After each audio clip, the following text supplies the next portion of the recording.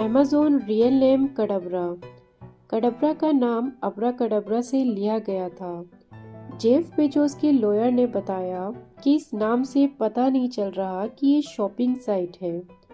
Amazon के अलावा Jeff ने कुछ और डोमेन भी रजिस्टर्ड किए थे, जैसे कि browse.com, awake.com, captit.com। अगर आप इनमें से कोई भी डोमेन सर्च करोगे तो अमेज़न की वेबसाइट ही खुलेगी।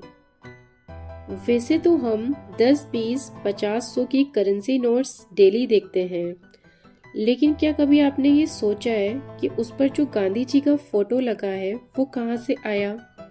चलिए मैं बताती हूँ। ये जो आप स्क्रीन पर देख रहे हैं वो ओरिजिनल फोटो है, जिसे गांधी जी का फोटो क्रॉप करके फिर इसकी मिरर इमेज बनाकर नोट्स पे लगाया गया है। ये फोटो 1946 में लिया गया था विसेरॉय हाउस ऑफ इंडिया यानी कि राष्ट्रपति भवन में, और इनके साथ जो खड़े हैं ये हैं लॉर्ड फ्रेडरिक विलियम, उस टाइम पर secretary of state of India थे। रिजर्व बैंक ऑफ इंडिया ने पहली नोट करेंसी जून 1996 में प्रिंट की थी, और जो पहला नोट था वो था 10 रुपए का। अगर मैं आपसे पूछूं कि एल्बर्ट आइंस्टाइन और सर आइजैक न्यूटन में से वो कौन था जिनके पास ज्यादा आईक्यू लेवल था और कौन ज्यादा इन्फ्लुएंशियल थे, ये बहुत कंफ्यूजन वाला क्वेश्चन है।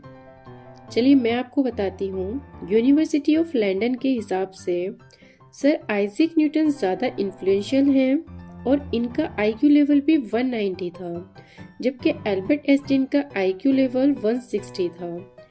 आइजैक न्यूटन ने ग्रेविटी की डिस्कवरी की, लॉज ऑफ मोशन दिया, लॉज ऑफ ग्रेविटी दिया, जिसे हमें पता चलता है कि यूनिवर्स किस तरह मोशन में है।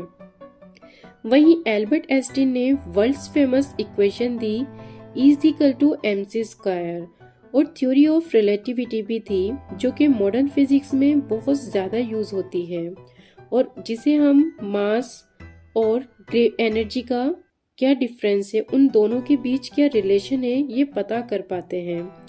यूनिवर्सिटी ने पोल्स भी कंडक्ट करवाए, जिसमें आइजैक न्यूटन को मिला 60.9% वोट्स, जबकि एल्बर्ट आइंस्टाइन को मिले केवल 39.1%।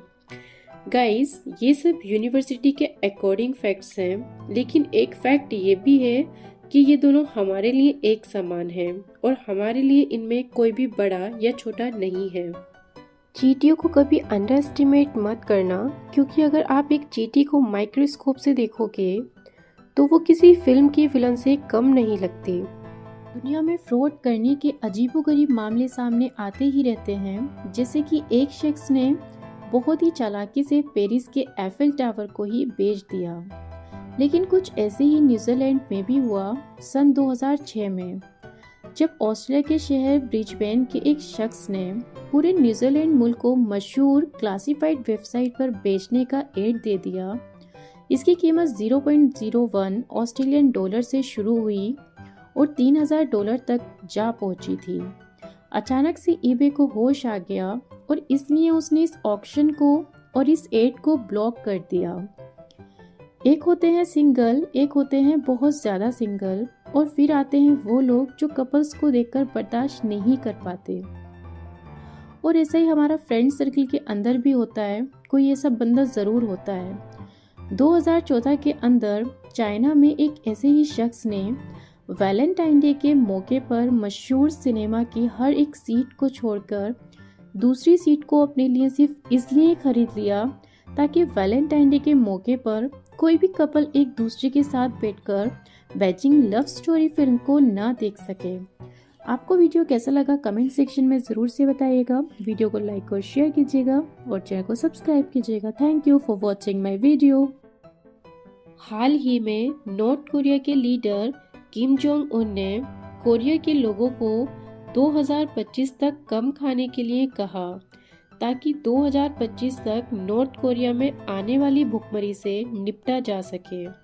उन्होंने नॉर्थ कोरिया के लोगों से रिक्वेस्ट किया कि देश के अंदर आने वाली भुखमरी की समस्या काफ़ी चिंताजनक है और देश का कृषि विभाग भी इस समस्या से निपटने के लिए कैपेबल नहीं है।